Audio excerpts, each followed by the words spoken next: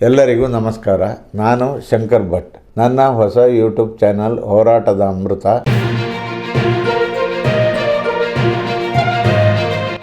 ಹಾಸನ ಜಿಲ್ಲೆಯ ಬೇಲೂರು ತಾಲೂಕಿನ ಕೊರ್ಲಗದ್ದೆ ಗ್ರಾಮದ ಹೊಲದಲ್ಲಿ ಕೆಲಸ ಮಾಡ್ತಾ ಇದ್ದ 17 ಜನರಿಗೆ ಸಿಡಿಲು ಬಡಿದಿದ್ದು ಒಬ್ಬ ಮಹಿಳೆಯ ಸ್ಥಿತಿ ಗಂಭೀರವಾಗಿದೆ. ಲತಾ ಎಂಬುವವರಿಗೆ ಗಂಭೀರವಾದಂತಹ ಗಾಯಗಳಾಗಿದ್ದು, ರೇಣುಕಾ, ಸವಿತಾ, ಸುಮಿತ್ರಾ, ರೇಣುಕಮ್ಮ, ನೇತ್ರ, ನಿರ್ಮಲಾ, ವೀಣಾ, ಅನಿಲ, ಮಂಜುಳಾ, ಪುಷ್ಪ, ಭಾಗ್ಯ, ಶಾರದಮ್ಮ, ಜಯಂತಿ, ಗಾಯತ್ರಮ್ಮ, ಮಂಜುಳಮ್ಮ ಸೇರಿದಂತೆ 17 ಜನರನ್ನ ಸಕಲೇಶಪುರದ ಕ್ರಾಫರ್ಡ್ ಆಸ್ಪತ್ರೆಗೆ ದಾಖಲಿಸಲಾಗಿದೆ.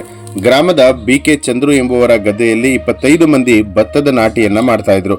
ಈ ವೇಳೆ ಮಳೆ ಶುರುವಾಗಿದ್ದು ಸಿಡಿಲು ಬಡಿದಿದೆ ಅಂತ ಹೇಳಲಾಗಿದೆ.